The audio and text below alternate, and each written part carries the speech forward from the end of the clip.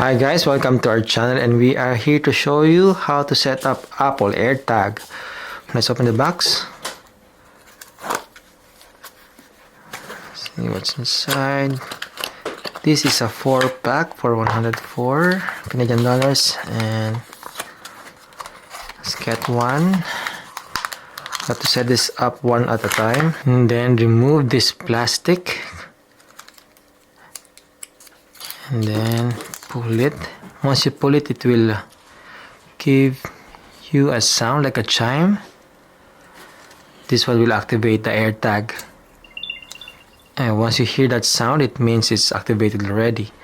Then open your phone. It will prompt disconnect, then just press connect. Then you can choose the name of the AirTag that you want, or put a custom name. Say it's a cap, and you can put an emoji if you want to, and agree. Then it will connect or pair the AirTag to your iPhone. Just make sure you have a Wi-Fi, Bluetooth is on, then done. You can view it in Find My app. There you go. It will show you here your address and the name of the AirTag, and there's some detail here like find it, and you can even play a sound. You can hear the chime.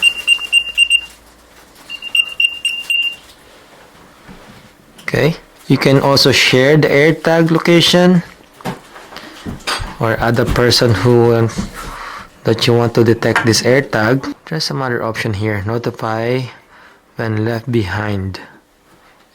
You can also some option here. Let's say you're outside and you left this AirTag, it will notify you that it's missing. But if you say put except for the 3 locations, say you put your address, home address, it will not give you a notification. So let's say you want to find this cap, open it, and then find. So it says here connected, its signal is weak, so try playing a sound to locate it. So play a sound.